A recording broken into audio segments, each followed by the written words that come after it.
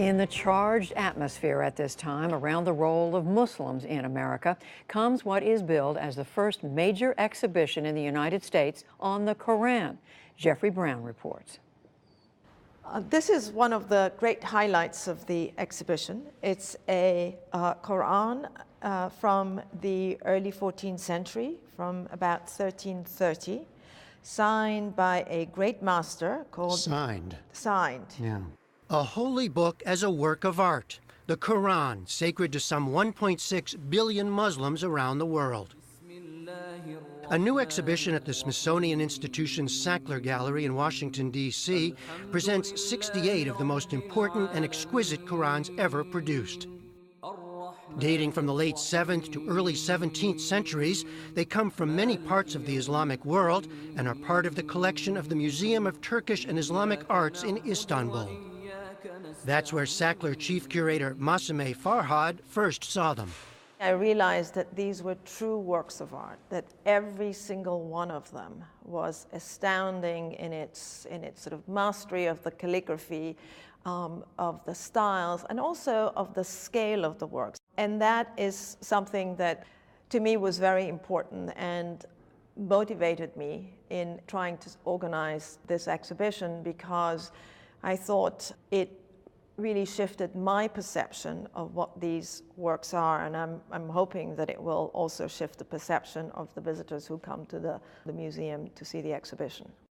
For Muslims, the Quran is a divine text, a series of revelations transmitted from the angel Gabriel to the prophet Muhammad between 610 and 632. It includes references to earlier figures, including Abraham, Moses, and Jesus. The term itself means recitation. The Quran stems from an oral tradition, but the text was written down and codified in a fixed form not long after the death of Muhammad. Maria Dekake teaches Islamic religious thought and history at George Mason University. One of the things that's rather striking about the Quran when people read it for the first time is that it often takes a form of direct address. So it will say sometimes, "O you who believe." Sometimes it'll address all human beings, "O humankind." It is a series of moral exhortations, exhortations to virtue. It includes many stories of prophets before the time of Muhammad. It's an attempt to grab the listener or grab the reader, to wake them up, to make them think about their life, about the world around them. It's a lot of passages with rhetorical sentences, right? Did you not consider this? Didn't you think about this? How did you get here? This is looking good as well. The exhibition includes furniture, stands to hold manuscripts, and chests to store them. Many of these Qurans were originally commissioned and donated or collected by rulers. Early manuscripts on parchment feature plain ink and simple designs. Later artists and calligraphers developed ever more elaborate and ornate script, illumination, and geometric patterns, in light of Islam's prescription against figurative images, to make each manuscript a singular work. It's how they sort of use their individuality is really quite remarkable, and the greater master, the better they can sort of manipulate the style without breaking the rules, because you could not break the rules of a particular style of calligraphy, but you could sort of stretch them and sort of introduce your own sort of touch to a particular style or a particular type of writing. Some of these masters are well known to scholars, like the maker of this Quran, Abdullah Sarafi, who spent most of his life in Tabriz in northwestern Iran. What is remarkable about Abdullah Sarafi is the fact that he was able to write in more than one style of calligraphy, because usually most calligraphers specialized in one style and one particular size alone.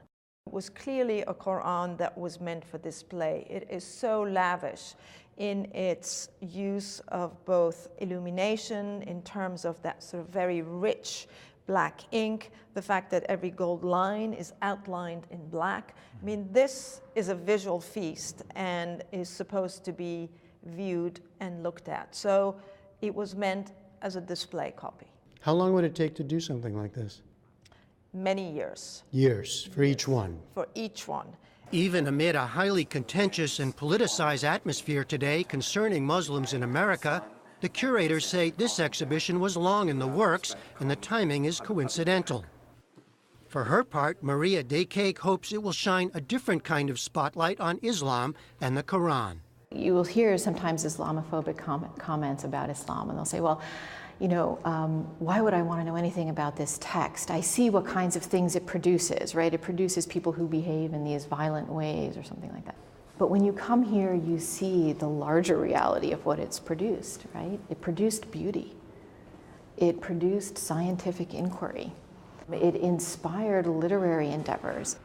But in a time of Islamophobia, I think what's so valuable about this collection is to see the kind of artistic elements, the beauty that the Qur'an really brought. The Art of the Qur'an is on exhibition through February. From the Sackler Gallery in Washington, D.C., I'm Jeffrey Brown for the PBS NewsHour.